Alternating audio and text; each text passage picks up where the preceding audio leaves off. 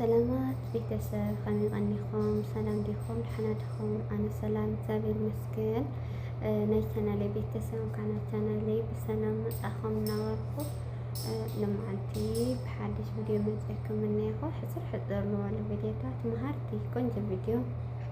هذا مديني أخو أنا نتقدم دم እግዚአብሔር አምላክ ዓድና ሰላም ይገበረልና ቤተሰብና ሰላም ይገበረልና ካዝ መስኡ ዘላት እመት አምላክ ባሉ ምሕረቱ ሰላም ይወርደልና እናወልኹ ስደት ለለና ወን በሐገዝ ወጥዕና ለዓድና ይመልሰና ዓድና ወድመ ምሕረቱ ያወርደልና ለጣማ የልዕንገለሉ ለጻማ ያረውየሉ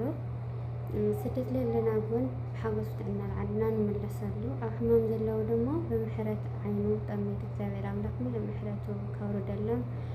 ቅዱስ ፈቃዱ ይኹን እንዳወልኹ ቤተሰበይ ብላይክ እተዩት አትተለኹም ላይክ ሼር ሰብስክራይብ እንዳግበርኩም ቤተሰብ ሁሉ እንዳበርኩ እና ቪዲዮ ካብለኩም ሳይ ጽን ከፍቅሯ ርቃችሁ የምትኖሩ ማርያም ፊደናት ኑ ተማሩ። ማርያም ሲባል ቅር የሚል ወንድሜ ኢየሱስ አፉን የፈታው ማርያም እያለ መሆኑን ላስታውሰው እወዳለሁ። መቼም ለዚህም ጥቅስ እንደማትጠይቀኝ ተስፋ አደርጋለሁ። ኢየሱስ ሲባል ቅር የሚልሽ እህቴ ማርያም ከሰማይ ሰምታ ለልጇ ያወጣችው ስም ኢየሱስ እንደሆነ ላስታውስሽ እወዳለሁ። በእርግጥ ድንግል ማርያም ኢየሱስ ብላ ብትሰይመውም ስሙን ግን ለመጥራት ግን አንድ ቃል አልበቃት ብሎ ተቸግራ ነበር። ገና በሆዷ ውስጥ እያለ ወደ እርሱ ስትጸልይ ነፍሴ ጌታን ታከብረዋለች፣ መንፈሴም በአምላኬና በመድኃኒቴ ሐሴት ታደርጋለች ስትል ሰማናት። ልጇ ከሆዷ ሳይወጣ ከልጇ ጋር ንግግር የጀመረች እናት እንዴት ያለች ናት! ወደ ሆዷ ራሷን ዘንበል አድርጋ ጌታዬ አምላኬ መድኃኒቴ እያለች የምትጣራ እናት አይታችሁ ታውቁ ይሆን? በሆዷ ውስጥ ዙፋኑን ለዘረጋው ንጉሥ ጸሎት የምታሰማ እናት እንደምን ያለች ናት! ከወለደችው በኋላስ ማን ብላ ጠርታው ይሆን? ገና ሕፃን ሳለ ምን ብላ አቅፋ አስተኛችው ይሆን? ምን ብላስ መገበችው? የልደት መዝሙሩን እሹሩሩ ብሎ የሰየመው ቅዱስ ኤፍሬም ድንግል ማርያም ልጇን ምን እያለች ታስተኛ ይሆን ብሎ በእርሷ ቦታ ይጨነቃል። በእርሷ አንደበት ሆኖ እንዲህ ሲል ወደ ልጇ ይዘምራል። አንተ ምንጭ ሆይ ለአንተ ለማጠጣት የጡቶችን ምንጭ እንዴት ልክፈታቸው ይቻለኛል? ሁሉን ከገበታህ የምትመግብ ሆይ እኔ አንተን ልመግብህ እንዴት ይቻለኛል? የክብርን ነጸብራቅ የተጎናጸፍከው ሆይ እንደምን በጨርቅ ልጠቀልልህ እችላለሁ? ላንተ እንዴት ያለ የማባበል ዜማን ላዜምልህ እችላለሁ? እንደ ማንኛውም ሕፃን ላንተ ሹሩሩ ብዬ እንዳልዘምርልህ እንደ ማንኛውም ሰው ተራ ልደትን የተወለድህ አይደለህም። ጽንሰትህ አዲስ ነው፣ ልደትህም ታምር ነው። በመንፈስ ካልሆነ ላንተ ሊዘምር የሚችል ማን ነው? ድንግል ማርያም ሆዷ ውስጥ ሳለ አምላኬ መድኃኒቴ ያለችው ልጇን ካደገ በኋላ ምን ብላ ጠርታ ይሆን ብዬ በ12 ዓመቱ በቤተ መቅደስ እስክታገኘው ጠብቄ ተከትያት ገባሁ። ከአይሁድ መምህራን ስር ቁጭ ብሎ በንግግሩ ያስደንቃቸዋል። ሉቃስ 2:48 እንደተጻፈው ምን ብላ ተጠራ ይሆን ብዬ አንደበቷን ስጠባበቅ ልጄ ሆይ አለችው። እኛ አባታችን ሆይ የምንለውን ፈጣሪ ልጄ ሆይ አለችው። ድንግል ማርያም ለልጇ የሚበቃው ስም አታለት ነበርና እርሱን የምትጠራበት ብዙ ስም ነበራት። በእናቶቻችን ማን ብዬ ልጥራው ስምህን ዜማ ድንግሊቱ ተጨንቃለች። ማን ብዬ ብጠራህ ይሻለኛል? ልጄ ብዬ ልጥራህ? ወንድሜ ልበልህ? ሙሽራዬስ ብዬ ልጥራህ? ጌታዬስ ልበልህ? ከዳዊት ቤት እንደመሆኔ እህትህ ነኝ። ስለጸነስኩህ እናትህ ነኝ። ስለ ንጽሕና ሙሽራ ነኝ። መድኃኒቴ ነህና ባሪያህና ልጅህ ነኝ። አምላኬ ጌታዬ መድኃኒቴ ልጄ። ማርያምና ኢየሱስ የሚሉት ስሞች ወንጌላውያን ሁለት ጎራ ይዘው የተጣሉባቸው ሳይሆኑ በምናከብረው ወንጌል ላይ አብረው የተጻፉ ስሞች ናቸው። ኢየሱስ የሚለው ስም ከድንግል ማርያም አፍ በፍቅር የሚፈስ ጥዑም ስም ነበረ። ማርያም የሚለው ስም ደግሞ ኢየሱስ ከሰው ልጆች ሁሉ በላይ በእናት ፍቅር ሆኖ የጠራው ጡም ስም ነው። የልጇ ስም ሲጠራ የምታዝን ማርያም፣ የእናቱ ስም ሲጠራ የሚናደድ ኢየሱስ የለም።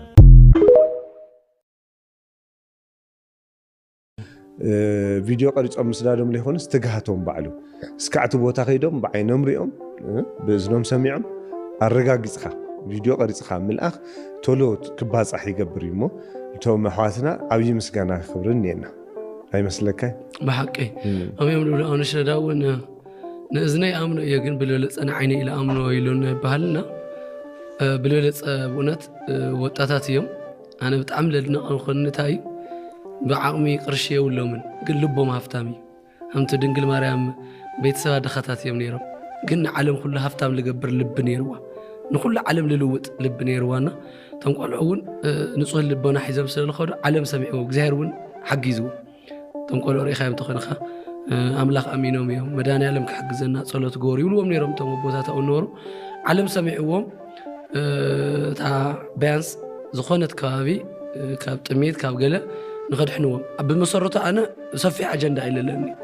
بسر زوجني ترى رديت لي خنا حنت بوتا نينجرا قدام بمعص أو ترى ناي أرثوذكساوي تسجم يفتح دخا لتأمي شو كنا بتقرأ أو إيرترا أو أمريكا ونقول لتأمي سب قلنا زم حساب نازيهم تأيو لبهم ولا عمية هاللوم كرشي لبهم هفتام سوا جزائر لبهم ريو أو سوات موجوسويو خندي سب يحجز له حز تحجز بس قالنا بنفس قد كتصل تا حسات جميلة لله نبكالي بوتاتات قالوا كم بتات له تقرأ درجة 10 تقول له خن ناو خطص هو محمد أينيو أبي عدلنيو شر له مقالة حسخة كم مقالة جمر شرنيو سلخلخانيو أبوزح بوتا أينيو خزي مؤمننا حزبنا له بدم كردلنا ندل هم جزاء أبراهام سلال سمعنا مؤمن خزنا حصاص ጉዳይ ሰፊሕ ስለልወፀይም በይ በብቦቱ ሰፊሕ ጥሜት ይኣትዩኒ ሰፊሕ ጥሜት خزي ኣታ ኣምላኽ ኣቦይ እስኪ ስምዕዋ እንታይ ዝናተ ህይወት ሲበቃ ስምዕዋ ነዛ ቪድዮ ሞ ኣነ ዝደልየ ካልእ ተኽነማር ዝግባአና ስለናዲና ወላስ ካልእ ክትብሉላ ከምዚ ደልየ ክነብር ንጎይትስ ባሲ ፅበ ንሳኻ ግዲፋት እንትኸይድ ስራሕ ይኸይድ أو زركبن زيركبن كأي جزءني كم سرح وتسيا ونصحين ما يندهرمني يمتص بقى كم زخوين نيوتي بيجي خبا أملا أبوي لو مسنابي باتملكت أوف تمسكن أملا أبوي سلة تقول ذهب كاني كما كان تزتحمل نمو أنا ونكو ممسكم كنيرة كما يكتكون ترى اللي خامو بوتا زينك أيه كلا نسخة ولا حرين تبلكا نسخمو يفقر له يزبلو زي فتوكا خوين كوي كونن سلازه حليل كايو بزخونه مارس كاي بحال سلام كامو بلني نعنا يسكي ندعل الكوخا خيت تري والله اليوم زخلو تو خطلت انا حتى نعنت زغبر لي نيرو برختي مهنياتو كابت زنافقو هيوتي مس نفسها مجياي مصوات مسحاب ينوات مجياي زبحال سمعت كمان يفلطني اوف كورس ገንዘብ አለኒ ግን ናይ ሙጊያይ ስምዕት ከማን ከገዛ አለ ይክልኒ እግር ኻሽጥ አለ ተዝብለካ ክንደይ ምሸጥ ቃለይ አረ በስመ አብ ታውን ኮንታ ማት ዘረብ ሪኻ በዋጋ ዘይ ክፈል ሂቡካ ኾለኢኻ ከተማር ጽኒሕካ አዋ ናይ ባቂ ካብዝ ላዕሊ ክኸይዳ ይክልኒ ንመለስ መርካብን ምስአንን عبيتن موداقن محمامن محواين زبحال نغرات كلهم نرخبهم ابز مدر مسنهليو سلازي نسخه مجمريا بهوت سلازلخا مسجن دحار ترلي كل حدات غيزي مسبصح كهبكاي سلاز مارر كازغول يلن سلازي مسجن غاكن زغول لكالو ماي بحقي عباي قاليا حاجه خزعركي بوتارو نقاير تعلفن لا زعركي حجس نعبدا بزمار كان بحجس بانا املاخي كمسجد سلستلالنا دسيلني من الباس لو مسترخبنا ازخ نغرك يخون بروخ ما علت زعرك لا بحقي عباي قال يرد يا جماعه بزي قال سلسته مخري بسلسته شعرشي بتعم استصقم سباي سبيتيوم اب حدارم زبلع زته كم دم مالك ندقوم كمروم باغبابو كم كالو تعرفتهم كخدنوا من انكواخوا من سلازي قالوا سباي سبيتي كفيلهم እንታይ ንግበር ይባሃሉ ማለት እዩ ኣሞን ገዚ ሰብኣይ ሓደ ሓሳብ ይመጽል እሞ በሊ ኣነ ደቀን ከበኸብ ስለ ዝግባኒ ናብ ስደት ክኸይድ ኣለኒ ኢሉ ሓሳብ ያቀርበላ እሞ ሰበይቲ ድማ በዚ ትስማማ ድሕሪ እዚ ሰብኣይ ናብ ስደት የምርሕ ማለት እዩ ናብ ስደት ንሰምርሕ ድሕሪ ብዙሕ ዓመታት ነቲ ዋና ሓለቑ ኣነ ናብ ገዛይ ክኸይድ ደቀይ ናፊቐ ሰበይተይ ናፊቐ ኣለኹ እሞ ሒሳበይ ሃበኒ ይብሎ ማለት እዩ እቲ ሓለቑ ድማ ሕራይሽ ብምባል እዚ ወግዲልካ ነርካ ከምዚ ኣጥቂኻ ነርካ እዚ ተጋጊኻ ነርካ እንዳበለ ደሞ ዝቁርፅር ፀቢሉ 3000 ሂቦ እሞ እቲ ሰብኣይ ድማ 3000 ቅርሺ ሒዙ ንዓዱ የምርሕ ማለት እዩ ንዓዱ እንዳተመለሰ ናሃለየ ኣብ መንገዲ ከም ዝብል ሓሳብ ይመፅሉ ዝኩሉ ዓመት ፀኒሐ ዝኩሉ ዓመት ኣብ ስደት ተቐሚጠ 3000 ቅርሺ ሒዘ ናብ ቤተሰበይ ከኣቲ ስድራይ ከቕበሉኒ እንታይ ገብረለን እናበለ እናተጨነቐ ናሃለየ ሓደ ዓብዪ ሰብኣይ ኣብ መንገዲ ይረኽቦ ማለት እዩ ዝወደይ እንታይ ኮይንካ ይብሉ ንሱ ድማ ካብ መጀመርያ እስካብ መጨረሻ ታሪክ ይዕልሎም እሞ እዞም ሰብኣይ ድማ ከምዚ ይብልዎ በል ሕራይ ዝወደይ እተን ሒዝካየን ዝመፅኻ 3000 ቅርሺ ሃበኒ እሞ 3 ምኽሪ ክበካ እየ እተን ምኽሪ ናይ ህይወት ምኽሪ እየን ይብሉ ሰብኣይ ድማ ብጣዕሚ ይግረም እሞ ኣቦ ቅርሺ የብለይ 3000 እንዳበልኩምስ እተን 3000 ካ ትወስድዎን ኢሉ ብጣዕሚ ይግረም ማለት እዩ ድሓን ዝወደይ ሃበኒ እሞ ናይ ህይወት ምኽሪ እየን ሕራይ እንታይ ምኽርኹም ኢሉ እታ ቀዳመይቲ ምኽሪ ነገረካ ትኾይነ 1000 ሃበኒ ይብልዎ እሞ ተወዲ ድማ 1000 ሂቦም እዞም ኣቦ በልስማዕ ይብልዎ ኣቋራጭ መንገዲ ኣይትኸይድ ይብሉ ካብኡ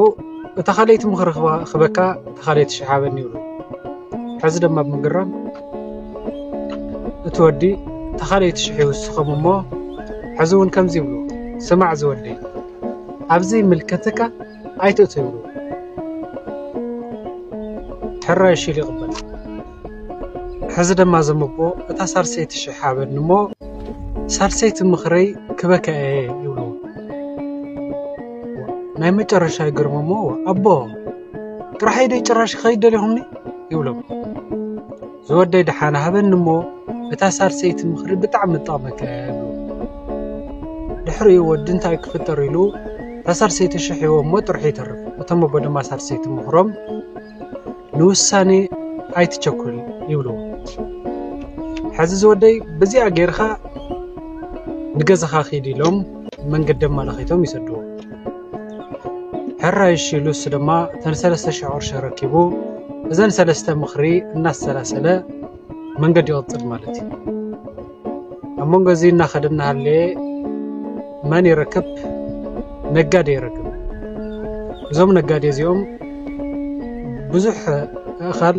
ብዙሕ ንብረት ዝፀዓኑ እዮም ስለዚ እሳቶም እናኸዱ እናሃለዉ ምስኣቶም እናዋግዕ እናኸደ መንገዲ ይምሽ ማለት እዩ መንገዲ ይምሽ ይፅልምት እሞ ድሕሪ እዞም ነጋዴታ ይብሉ ወሺና መዓዝ ክነኣትዎ ናብዚ ከተማ ክነኣቲ ርሑቕ ስለ ዝኾነ በዚኣ ጌርና ብዛ ጣሻ እዚኣ ኣቋርፅ ኣቢልና ዓድና ብጊዜና ንእተ ይብሉ ድሕሪኡ ሕራይ እሺ ተባሂሎም እናኸዱ እናሃለዉ እዚ ወዲ ጅምር ከብል መንገዲ እንታይ ይሓስብ እታ ናይ መጀመርያ ምኽሪ እንታይ ትብል ኣቋራጭ መንገዲ ኣይትኸይድ ስለዚ እዚኣ ምስ ዘከረ ኣቋራጭ መንገዲ ገዲፉ በቲ ትኽክለኛ መንገዲ ዋላ ሙሉእ ለይቲ ይሕደር ኢሉ ይኸይድ ማለት እዩ እቶም ነጋዴ በቲ ኣቋራጭ መንገዲ ይኸዱ እሞ ብጊዜ ንሳቶም ይሓልፉ ንሱ ግን ሙሉእ ለይቲ ተጓዒዙ ኣብዛ ዝደለያ ከተማ ይኣቱ ማለት እዩ ኣብዚ ከተማ ምስ ኣተየ ቤተ ኣብርሃም ኢሉ ይጥይቕ እሞ ማለት ዝሕድር ጋሻ ዘቕበሉ ይጥይቕ እሞ ምሕደር ዲኻ ደሊኻ ይብሎ እወ ምሕደር እንተደሊኻ ናፍታፍቲ እያ ገዛ ናብኣ ኺድ ንሱ ቤተ ኣብርሃም ተቐባሊ እዩ ንሱ ኸበለካ እየ ኣብቲ ገዛ ዝተዝኣተየ ግን መብዛሕትኡ ጋሻ ኣይወፅን ይብልዎ እሞ ፀገም የብሉን ብቻ ሕድረን እምበር ኢሉ ናብቲ ገዛ ኸይዱ ቤተ ኣብርሃም ኢሉ የንኳሕኩ እሞ የእትዎ ናብ ገዛ ኣትዩ